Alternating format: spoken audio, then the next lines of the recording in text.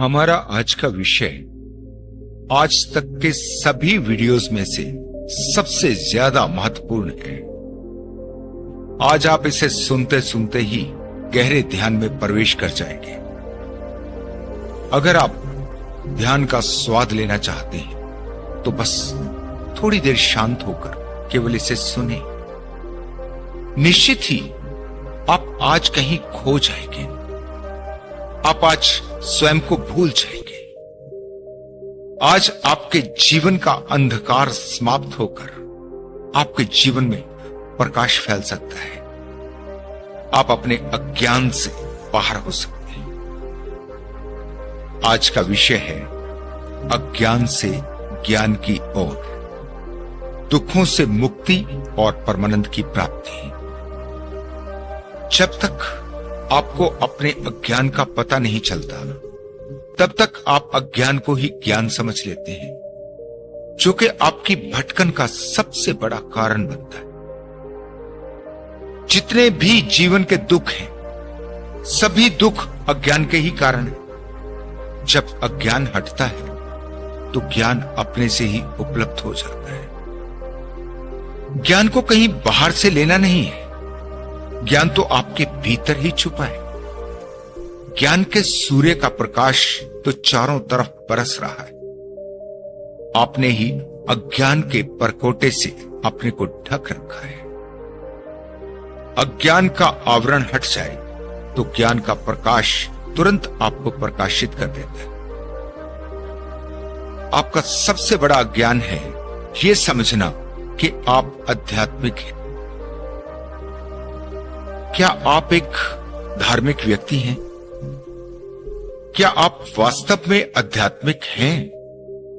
क्या आप में परमात्मा की प्यास है? क्या आप सत्य की खोजी हैं?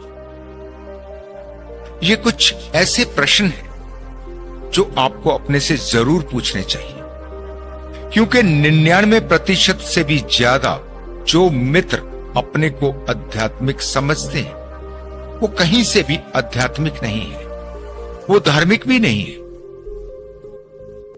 आपको अपने भीतर गहरे उतरना पड़ेगा, थोड़ी खोज करनी पड़ेगी।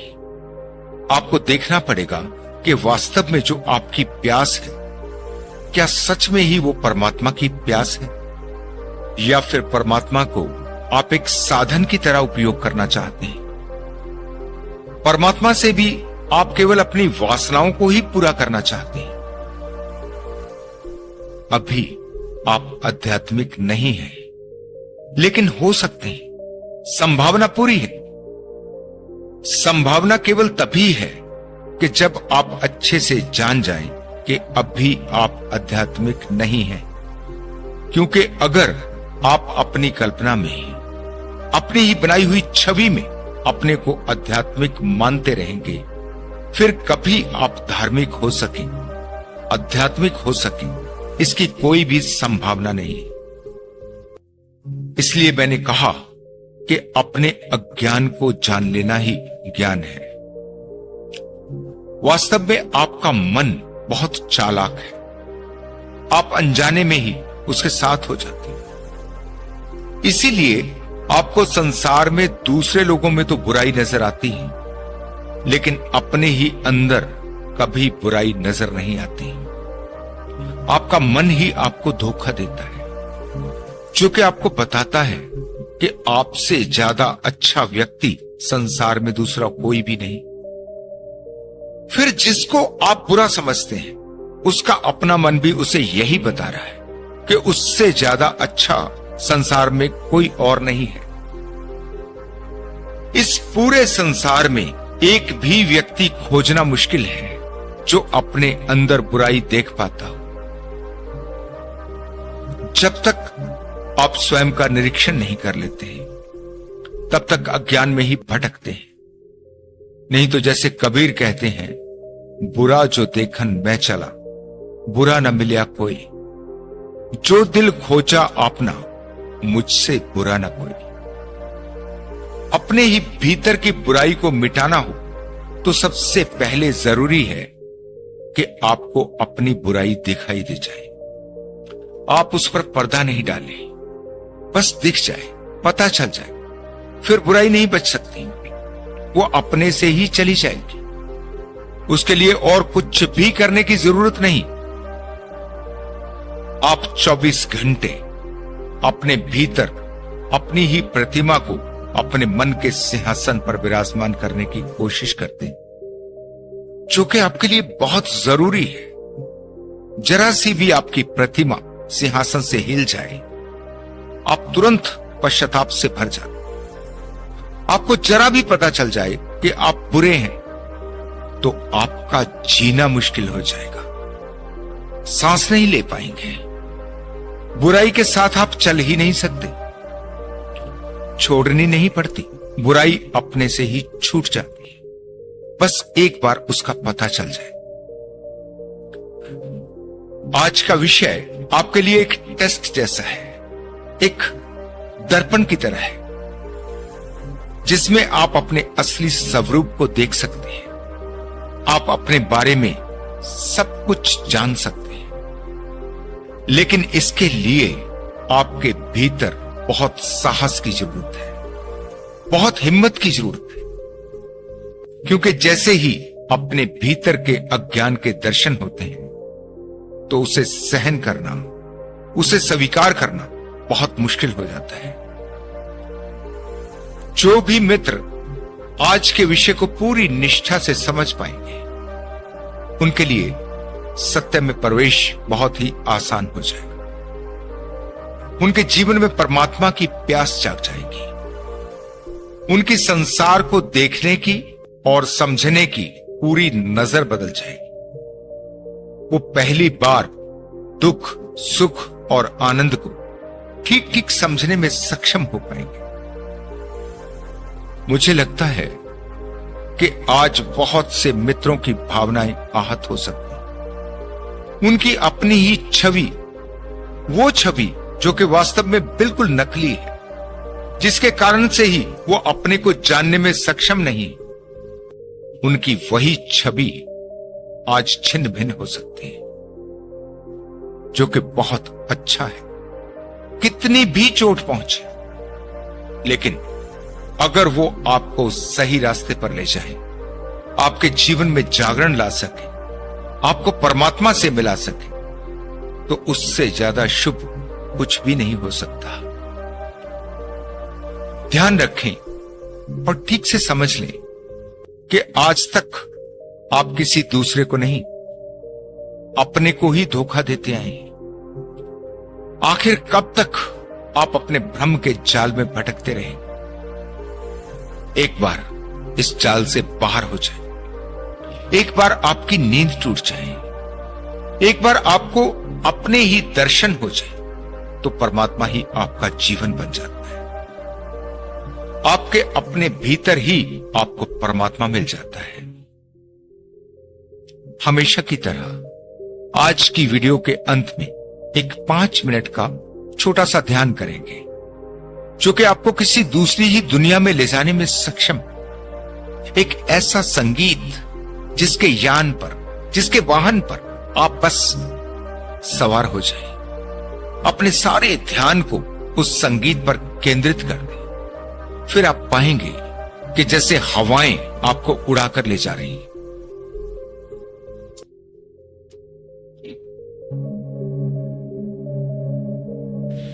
अगर आपको पता हो कि आप बीमार हैं, तो पूरी संभावना है कि आप बीमारी का इलाज कर सकें। लेकिन अगर आप बीमार होते हुए भी अपने को स्वस्थ समझते रहे, तो इलाज किस लिए करेंगे? कैसे ठीक हो पाएंगे? ठीक इसी तरह अगर आपके जीवन में अध्यात्म की एक किरण भी नहीं हो और आप अपने को आध्यात्मिक समझ रहे हो, तो कोई संभावना नहीं कि आप कभी आध्यात्मिक हो सके। ठीक यही आपके साथ हो रहा है,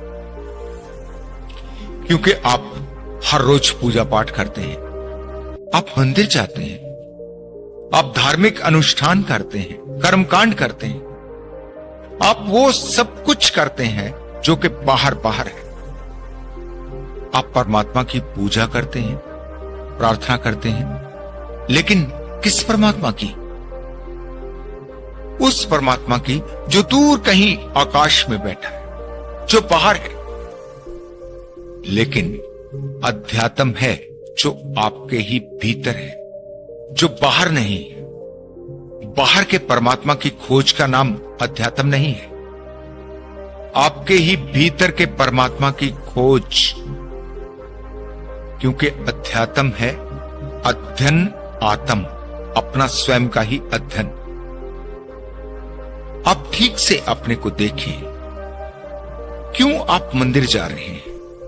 क्यों आप दान पुण्य कर रहे हैं? आप परमात्मा से क्या प्रार्थना कर रहे हैं? जितने भी भजन, आरतियां, स्तुतियां, जितनी भी आपकी तथाकथित धार्मिक कथाएं हैं, उन सब में है क्या? आपकी कोई चाह, आपकी कोई मांग? कहीं आपको दुखों से मुक्ति चाहिए, कहीं आपको किसी फल की कामना है। ओम जय जगदीश हरे, स्वामी जय जगदीश हरे। भक्त जनों के संकट, दास जनों के संकट क्षण में दूर करे। जो ध्यावे फल पावे, स्वामी दुख बिन से मन का। सुख संपत्ति घर आवे, कष्ट मिटे तन का। आपकी सारी धार्मिकता का आधार आपका अपना ही स्वार्थ है। परमात्मा की खोज भी इसलिए करनी है ताकि आप दुखों से मुक्त होकर सुख संपत्ति को प्राप्त कर सके। जहां से भी देखोगे तो आप पाओगे कि आपकी सारी आध्यात्मिकता का केंद्र परमात्मा नहीं है। आपका केंद्र तो आप स्वयं ही हैं। अगर सुख चाहिए तो किसको? आपको। अगर मुक्ति चाहिए तो किसको? आपको। परमात्मा तो आपके लिए केवल एक साधन बन रहा है। अगर कभी कोई और साधन बन जाए जिसका पक्का पता चल जाए कि वो आपको सुखों से भर सकता है, तो आप परमात्मा को भूलकर उसके पीछे चले जाएंगे। यहां आप देख ही नहीं पा रहे कि आप कर क्या रहे हैं, आप क्या मांग रहे हैं। क्या जो भी आप मांग रहे हैं वो आपके लिए सही है या गलत? इसको समझने से पहले आप ये समझने की कोशिश करें कि आप आखिर कर क्या रहे हैं। तभी आपको पता चलेगा कि आपकी सभी मांगें अपने ही पैरों पर कुल्हाड़ी मारने जैसी हैं। आप परमात्मा की पूजा नहीं कर रहे, आप परमात्मा का अपमान कर रहे हैं। आप कहते तो हैं कि परमात्मा सर्वशक्तिमान है, आप कहते तो हैं कि परमात्मा सबको देख रहा है, परमात्मा सबको उसके कर्मों का फल देता है। लेकिन अगर भीतर से देखेंगे तो आप इसे बिल्कुल भी स्वीकार नहीं करते। आपको परमात्मा पर जरा भी भरोसा नहीं। ऐसा मैं क्यों कह रहा हूं? क्योंकि आप मानते हैं कि अगर आप पूजा पाठ या धार्मिक कर्मकांड नहीं करेंगे तो आपका जीवन दुखी रहेगा। आपने तो परमात्मा को चापलूसी पसंद बना दिया। आपने परमात्मा को भी अपूर्ण बना दिया। तुम लाख कहो, तुम पूर्ण परमात्मा, तुम अंतर्यामी, लेकिन आपका परमात्मा ना तो पूर्ण है ना ही अंतर्यामी, क्योंकि उसे आपकी पूजा पाठ की, आपकी चमचागिरी की जरूरत पड़ रही है। क्योंकि वो तभी आपकी तरफ देखेगा जब आप उसका गुणगान करोगे। काश के आपको पता चल जाए कि आप कितने गहरे अज्ञान में हैं।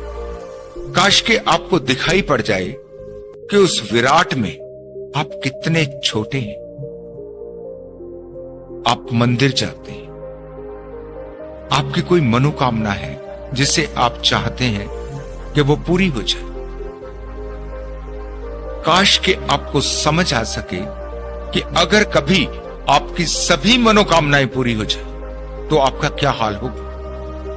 परमात्मा पर आपका इतना भी विश्वास नहीं है कि आप कह सकें कि परमात्मा कभी कोई गलती नहीं करता। जब जब आप कहते हैं कि परमात्मा जो करता है अच्छा ही करता है, ये सब आपका कहा हुआ केवल ऊपरी सतह पर है, केवल शब्दों में है। आपके अंदर ये भाव आज तक कभी उतरा ही नहीं। अगर उतरा होता तो फिर मनोकामना का क्या अर्थ रहता? जब वो पहले से ही सब सही कर रहा है तो फिर मांग का क्या अर्थ? आपकी सभी मनोकामनाएं केवल इतनी ही खबर देती हैं कि आपको परमात्मा पर भरोसा नहीं है। वास्तव में आप परमात्मा से ज्यादा जानते हैं। आप ही परमात्मा को बताते हैं कि क्या करना है और क्या नहीं। आप ही परमात्मा को बताते हैं कि क्या ठीक है और क्या गलत। अक्सर आप कहते हैं कि परमात्मा सबकी रक्षा करना, सबको खुशियां देना, सबको सुखी रखना। आपको लगता है कि आप बहुत धार्मिक हो गए, क्योंकि आपने अपने लिए नहीं समस्त संसार के लिए मांगा। लेकिन जब आप आध्यात्मिक होते हैं तो आपकी कोई मांग ही नहीं बच सकती। अगर आपको परमात्मा पर पूर्ण विश्वास हो तो फिर कैसी मांग? ना अपने लिए ना ही संसार के लिए। आपके कहने से या आपकी प्रार्थना से ये चांद, सितारे या ये दूसरे ग्रह नहीं घूम रहे। आपके चाहने से पृथ्वी सूर्य का चक्कर नहीं लगा रही। ये सब अपने से ही हो रहा है। इसीलिए कभी कभी मैं आपको ब्रह्मांड की विशालता और ब्रह्मांड में आपके अस्तित्व को समझाने की कोशिश करता हूं। बार बार आपको समझाने की कोशिश करता हूं कि जो भी इस सृष्टि में मौजूद है उस सब के जोड़ का नाम ही परमात्मा है। परमात्मा मनुष्य जैसा नहीं है। परमात्मा एक नियम है, एक नियम जैसा है। आप प्रार्थना करें तो कोई फर्क नहीं पड़ता, आप गाली दें तो भी कोई फर्क नहीं पड़ता। ना कोई आपकी प्रार्थना को सुनता है, ना ही आपकी गालियों को सुनता है। आप आस्तिक हों तो उसे कोई फर्क नहीं पड़ता, आप नास्तिक हों तो भी उसे कोई फर्क नहीं पड़ता। वो तो जो है सो है। आप सुख की कामना करते हैं।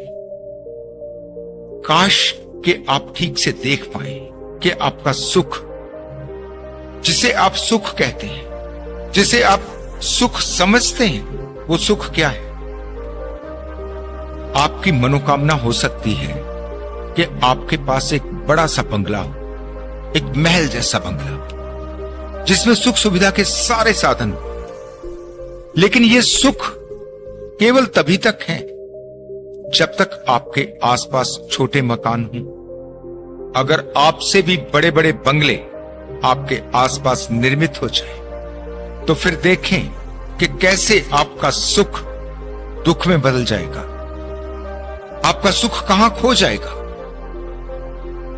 वास्तव में आपकी सभी मनोकामनाओं में आपका ही अहंकार छिपा है, जिसे आप देख नहीं पाते, जिसे आप समझ नहीं पाते। बस इतना ही ख्याल है कि कैसे आप दूसरों से बड़े दिखाई पड़े। बहुत से मित्र मुझसे पूछते हैं कि दिव्य शक्तियों को कैसे प्राप्त किया जा सकता। उन्हें स्वयं भी पता नहीं कि वो क्या पूछ रहे हैं। दिव्य शक्तियों को प्राप्त करने की जरूरत ही नहीं, वो तो हमेशा से आपके पास है। आपका संसार में होना ही अपने आप में दिव्य है।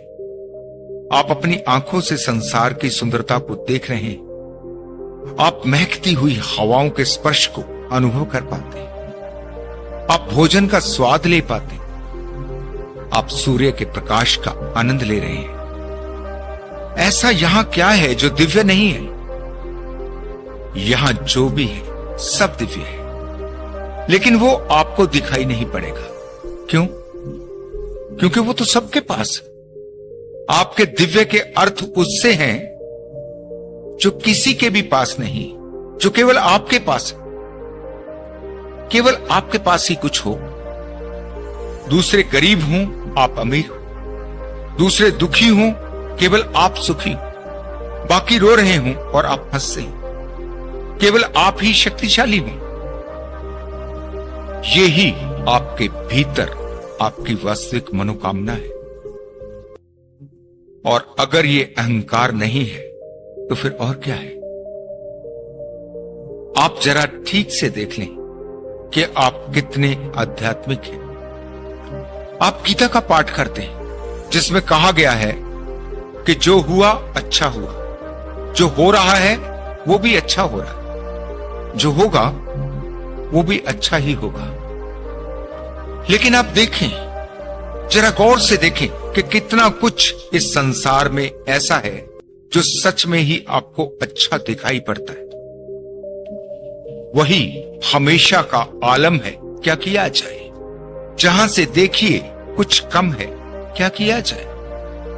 भटक रहा हूं लिए तशनगी समंदर की, प्यास इतनी है समंदर को पी जाओ। भटक रहा हूं लिए तशनगी समंदर की, मगर नसीब में शबनम, क्या किया जाए? नसीब में तो ओस की एक बूंद, ये आपको दिखाई पड़ता है। यही तो आपकी हालत है। आधा गिलास खाली ही आपको दिखाई देता है। आपने कभी नहीं जाना कि आधा गिलास भरा है। आपकी नजर केवल वहां है जहां कमी है। जो आपको मिल जाता है उसकी तो फिर कीमत समाप्त। जो नहीं मिला उसी पर नजर। आज एक विचार करें, पूरी गहराई से उतरकर विचार करें। फिर क्या हो अगर आपको वो सब कुछ मिल जाए जो भी आप चाहते? मुझे नहीं लगता कि वो समय दूर है जब आपकी हर इच्छा पूरी हो जाएगी। अब शायद ये संसार इस कगार पर आता जा रहा है जहां किसी के पास किसी भी चीज की कमी नहीं होगी। आज टेक्नोलॉजी इतनी एडवांस हो रही है, आर्टिफिशियल इंटेलिजेंस आज कमाल कर रही है। आज संसार को देखें तो शायद आज हम उस समय से गुजर रहे हैं जैसा पहले कभी नहीं हुआ। बहुत जल्दी ऐसा होने वाला है कि आपका सारा काम मशीनें करेंगी। आपको कुछ भी करने की जरूरत नहीं। आज किसान खेत में अनाज पैदा कर रहा है, उसकी जगह अब रोबोट लेने वाले हैं। आपके घर का काम करने के लिए अब किसी नौकर को रखने की जरूरत नहीं। मनुष्य की जरूरत लगातार कम हो रही है। वो दिन दूर नहीं जब आपके करने के लिए कोई भी काम नहीं बचेगा। अगर आज से पहले किसान खेती करना छोड़ देते तो फिर अनाज कौन पैदा करता? लेकिन आज इसकी कोई चिंता नहीं। जब मशीनें काम कर सकती हैं, पैदावार कर सकती हैं, तो मनुष्य को क्यों कष्ट दिया जाए? प्रोडक्शन पर तो कोई असर नहीं हो रहा। देखा जाए तो पैदावार तो मशीनों से सैकड़ों गुना ज्यादा हो सकती है।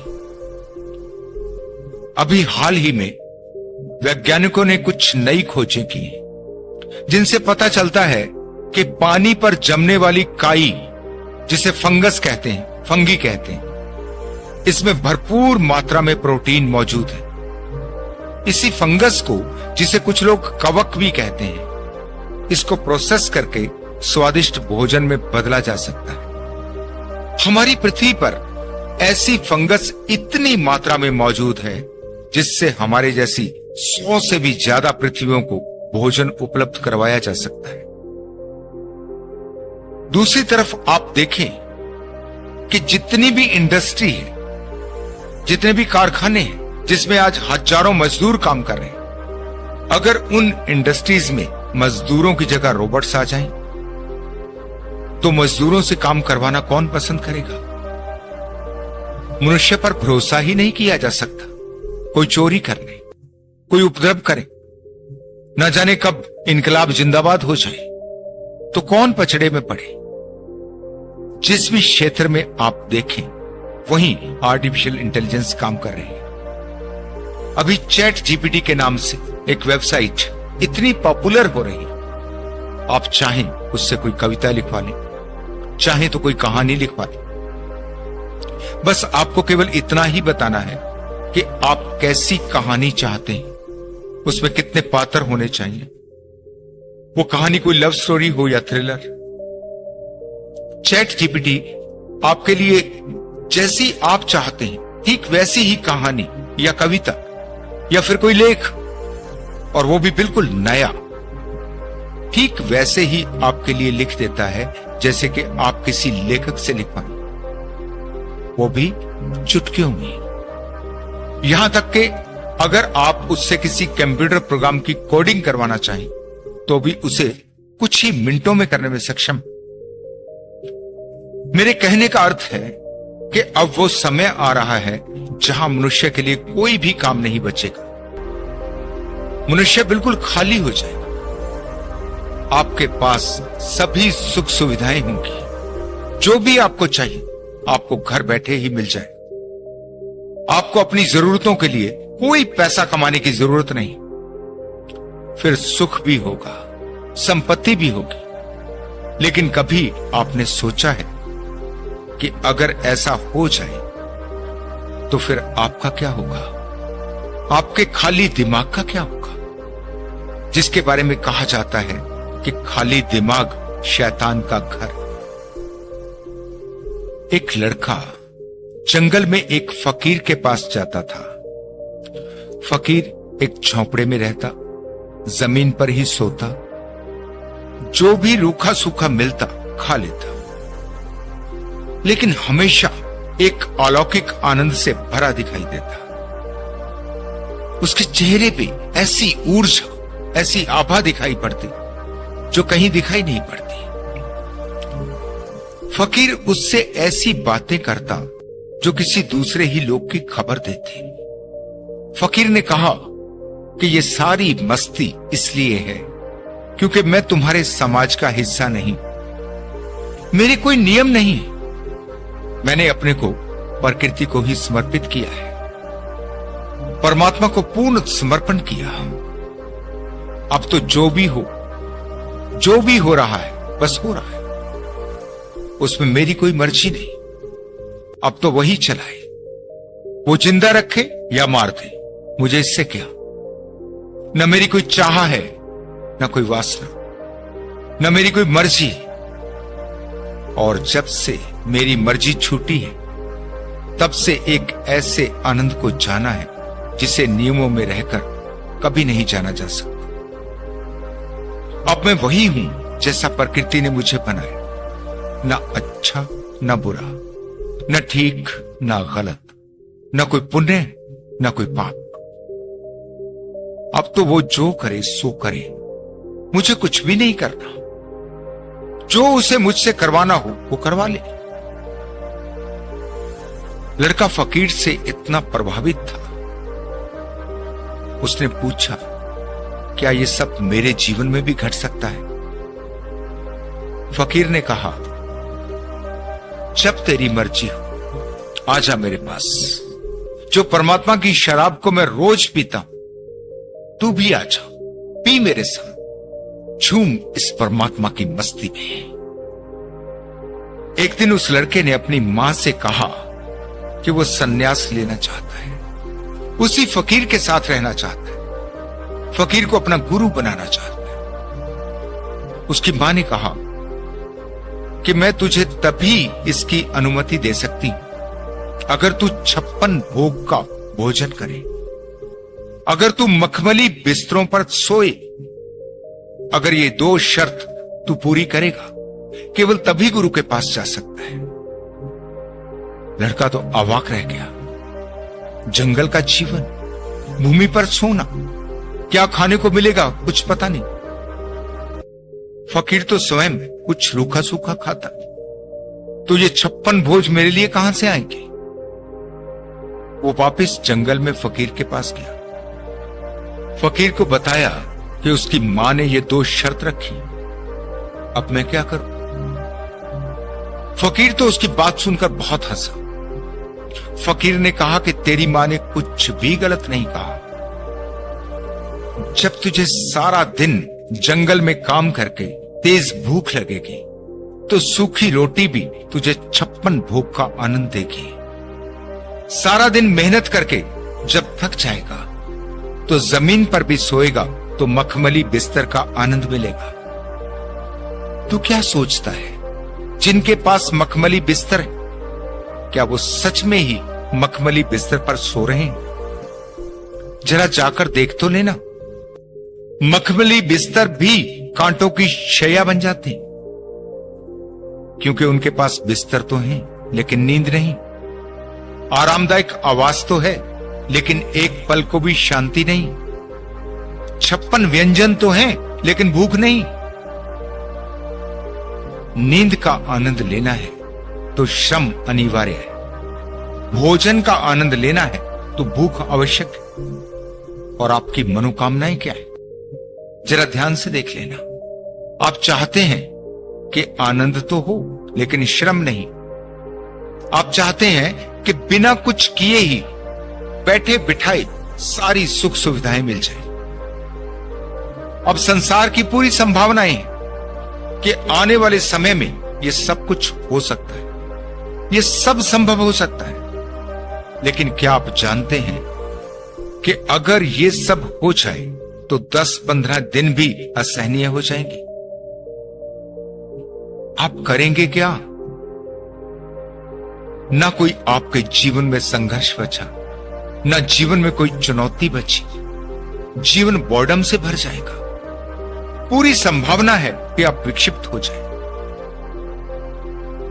तब शायद पहली बार हम ऐसा समय देखें जहां हर किसी को ध्यान की आवश्यकता होगी। पहली बार आपको पता चलेगा कि अपने ही केंद्र की खोज कितनी जरूरी है। मानव के जीवन का सबसे बड़ा लक्ष्य है स्वयं की खोज। जब तक आप अपने केंद्र को प्राप्त नहीं करते तब तक केवल भटकन ही भटकन है। जब तक ध्यान को उपलब्ध नहीं होते तब तक सभी तरह के उपद्रव जीवन में चलेंगे। जैसे जैसे आपका ध्यान सफल होने लगता है आप शांति को उपलब्ध होने लगते हैं। जितनी गहरी शांति आपके भीतर उतरती है जीवन के सभी उपद्रव समाप्त हो जाते हैं। फिर कोई भाग दौड़ नहीं, फिर कोई लक्ष्य नहीं, फिर कुछ पाना नहीं। सब पा लिया, सब मिल गया। इसी का अर्थ है परमात्मा को उपलब्ध हो जाना। परमात्मा पूर्ण है।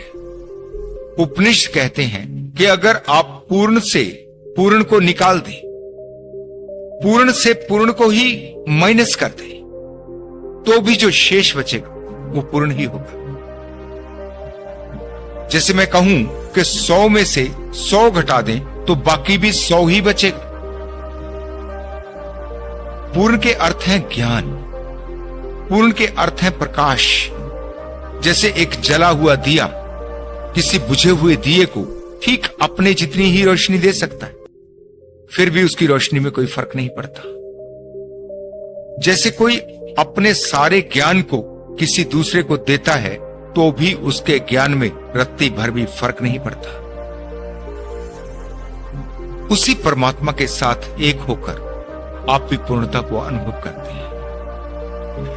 केवल तब तक इच्छाएं हैं, केवल तभी तक वासनाएं हैं जब तक आप अपूर्ण हैं।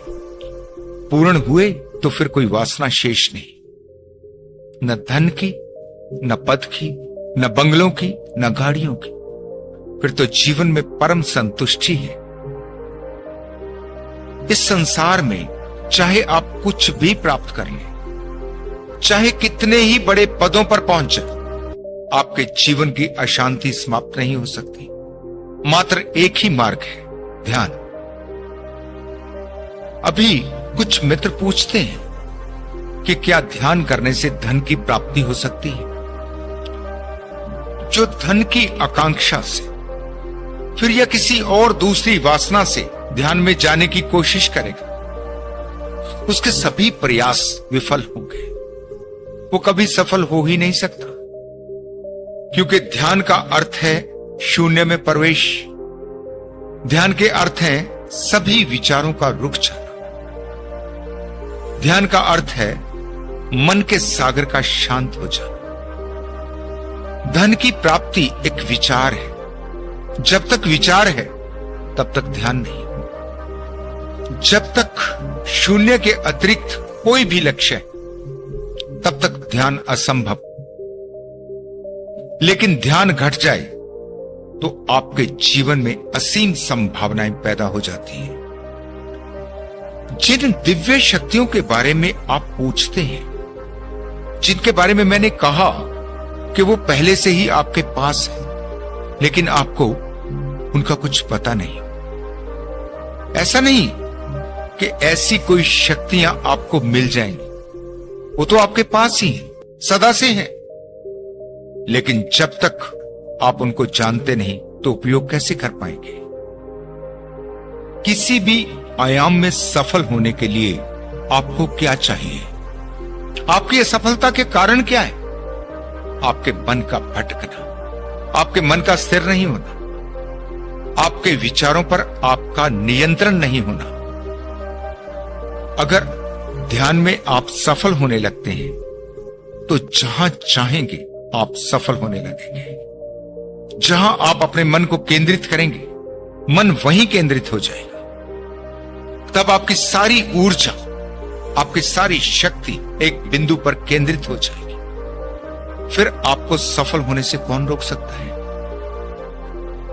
अभी कितने ही मित्रों के कमेंट्स होते, कुछ मित्र बार बार ईमेल करके प्रश्न करते कि ध्यान सफल नहीं हो पा रहा, जिसके बारे में मैं बार बार आपको समझा रहा कि आप सफल होने का प्रयास कर रहे हैं, इसीलिए तो सफल नहीं हो पा रहा। जब तक आप बिल्कुल सहज नहीं होते, जब तक आप अपनी इस सोच को बंद नहीं करोगे कि ध्यान घट जाना चाहिए, तब तक आप सफल नहीं होंगे। बस आप शांत होकर बैठ जाए, चाहे लेट जाए, अपने को खाली कर दें। कोई जल्दी नहीं। आप नहीं सोचें कि सफल होंगे या नहीं, कोई फर्क नहीं पड़ता। सफलता की चाह ही ध्यान की सबसे बड़ी रुकावट है। दो साधक दो अलग अलग वृक्षों के नीचे बैठकर हर रोज ध्यान करते। एक दिन अचानक एक देवता अवतरित हुआ।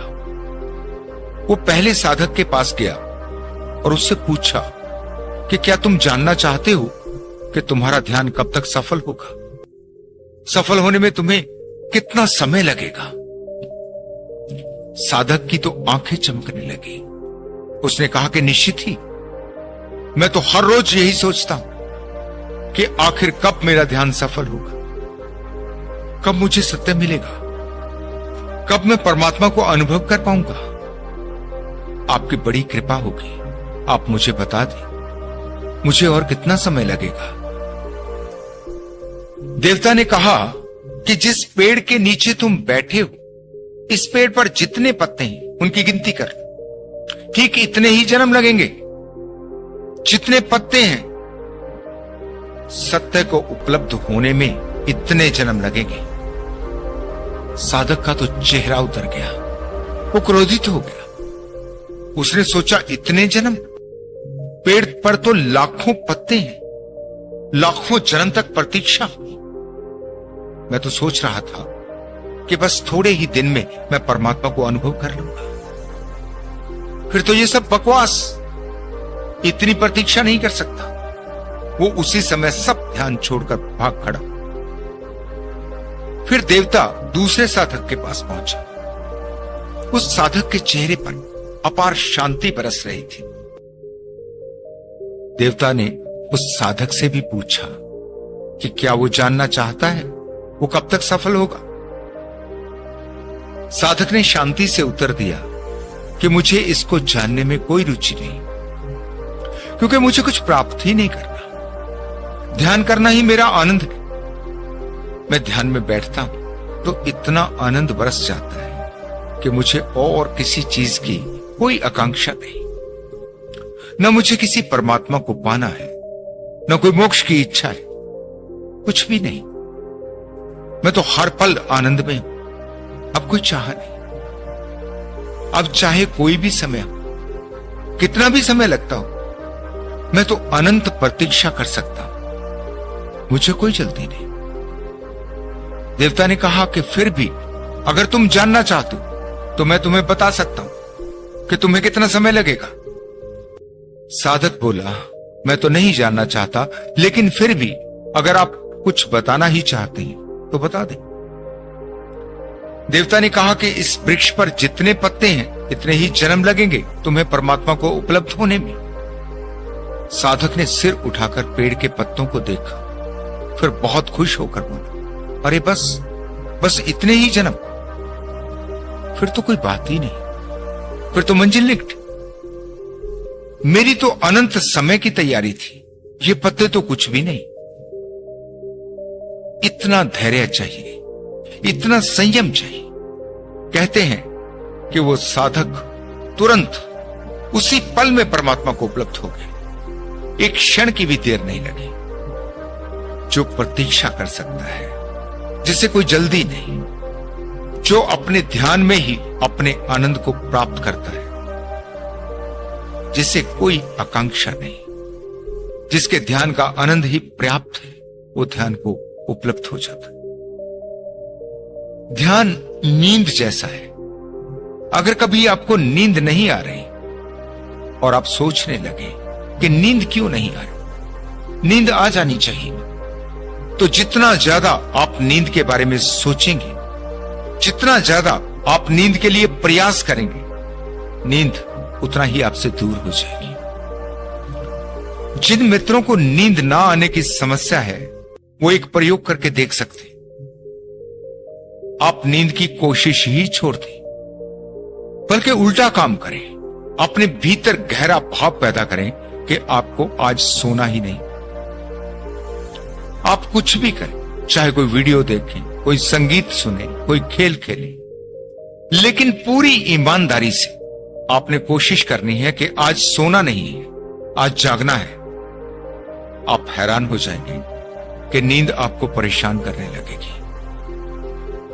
जो नींद पहले आपके सभी प्रयासों के बाद भी नहीं आ रही थी, अब वही नींद आप पर हावी हो जाएगी। ठीक यही सही ध्यान करने का तरीका है।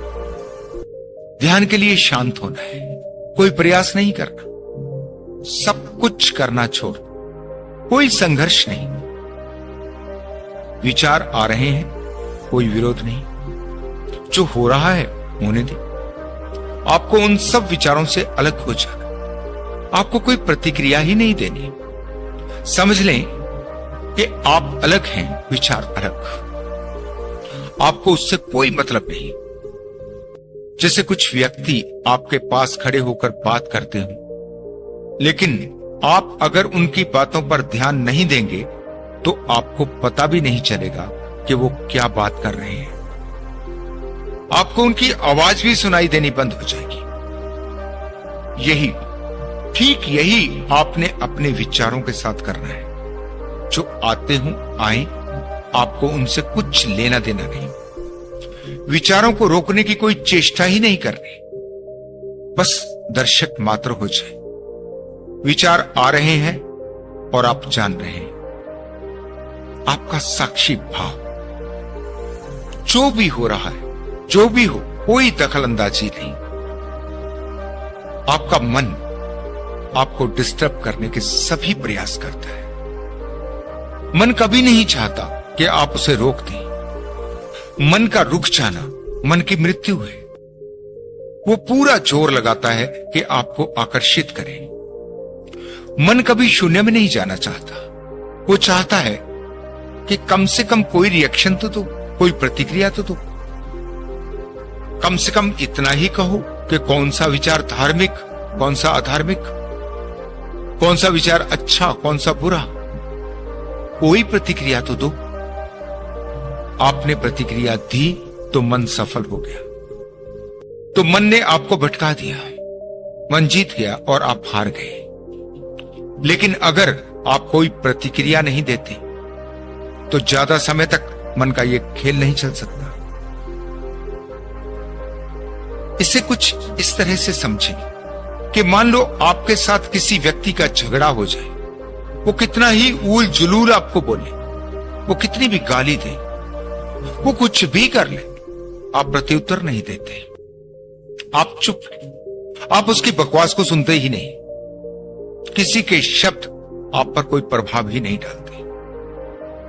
फिर आप सोच सकते हैं कि वो कितनी देर अकेला बकता झकता रहेगा, आखिर थक हार कर उसे चुप हो जाना पड़ेगा। आपकी चुप्पी, आपका कोई रिएक्शन ना देना आपका सबसे बड़ा हथियार बन जाता है। एक हाथ से कैसे वो ताली बजा सकता है। ऐसा नहीं कि केवल लड़ाई झगड़े में अगर कोई आपकी प्रशंसा करे तो भी आप पर कोई असर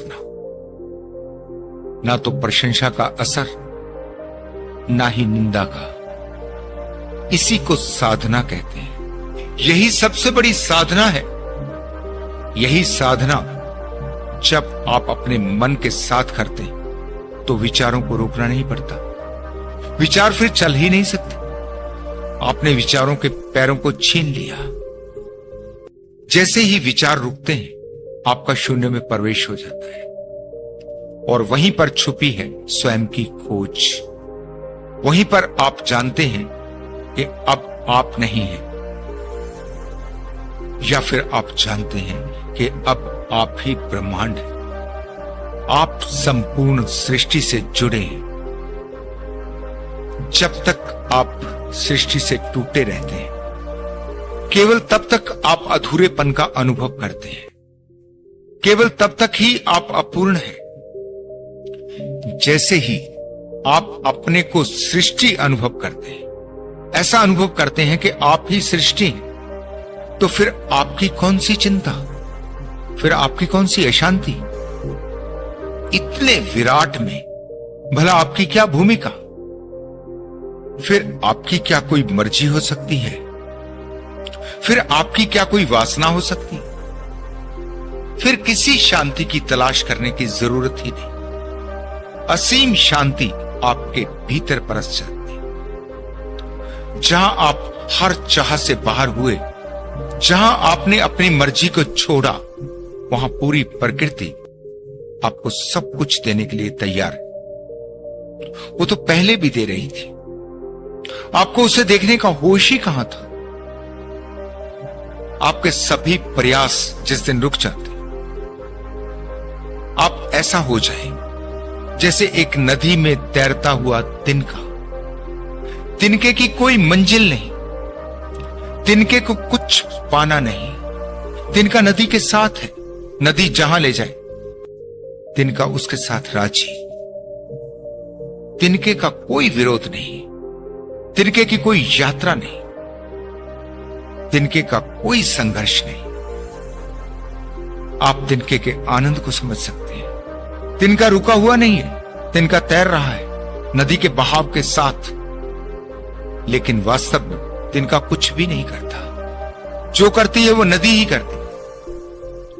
ठीक इसी तरह जिस दिन आपकी मर्जी छूटती है तो आप अपने से कुछ भी नहीं करते, फिर जो हो रहा है वो प्रकृति ही आपसे करवाती है। आप कितनी बार अंतरात्मा की आवाज की बात करते हैं, वास्तव में अभी आपको उस आवाज का कुछ भी नहीं पता, क्योंकि जब तक आपकी मर्जी बनी रहती है तब तक उस आवाज को आप सुन ही नहीं सकते। जब तक आप बाहर बाहर हैं तब तक आप भीतर उतर ही नहीं सकते। बाहर के सभी क्रियाकलापों को रोक दें, फिर चाहे वो कोई पूजा पाठ हो, चाहे कोई कर्म कांड हो, फिर चाहे वो कुछ भी हो, जो भी बाहर है, जो भी दूसरा है, सब छोड़ दो। इतना साहस चाहिए। अपने हर डर से आप मुक्त हो जाए। कितना भी डर लगता हो, कितना भी आपको कोई डराए कि अगर सब कर्मकांड छोड़े तो ये बिगड़ जाएगा, वो बिगड़ जाएगा, वास्तव में ऐसा कुछ भी नहीं है। किसी परमात्मा को कोई जरूरत नहीं है कि वो आपसे कोई पूजा पाठ करवाए। वो तो पूर्ण है, उसकी कोई आवश्यकता नहीं। अगर अभी भी उसकी कोई आवश्यकता है तो हम उसे पूर्ण नहीं कह सकते। अपने हर भय से आपको बाहर आना होगा। इतना साहस चाहिए कि अब चाहे कुछ भी बिगड़ जाए, अब चाहे जो भी हो जाए, स्वयं के भीतर ही प्रवेश करना है, स्वयं को ही जानना है, प्रकृति के साथ एक होने का अनुभव लेना है। जिस दिन बाहर से दृष्टि समाप्त होती है, उसी दिन भीतर उतरना शुरू हो जाता है। उसी दिन आपको मार्ग मिल जाता है, और जैसे जैसे आपको अंतर इंद्रिय अनुभव होने लगते हैं, फिर आप कभी पलटकर नहीं देखते। अब आपकी मंजिल दूर नहीं, अब कोई भय नहीं। पहली बार आपके ही भीतर के परमात्मा की खोज शुरू होती है। बाहर के सभी परमात्मा नकली हैं, असली वही है जो आपके ही भीतर है। असली है चैतन्य, असली है आपकी चेतना, असली है वो जो आपके ही मुख से बोलता है, जो आपके ही पैरों से चलता है, जो आपकी ही समझ से समझता है, जो आपकी ही सांसों से सांस लेता है, जो आपके ही हृदय से धड़कता है, जो आपका ही जीवन है। आपके जीवन से बाहर और कुछ भी नहीं। जब आपका मंदिर बाहर नहीं, आपके ही भीतर निर्मित होता है, जो कि इतना पवित्र है कि बाहर के सभी मंदिर फीके हो जाते हैं, जो 24 घंटे आपको ऊर्जा से भरे रखता है, वही आपके जीवन का जागरण। इसीलिए महात्मा बुद्ध ने कहा है कि कहीं कोई परमात्मा नहीं। वास्तव में उन्होंने कहा है कि बाहर कोई परमात्मा नहीं, जो भी है सब आपके ही भीतर है।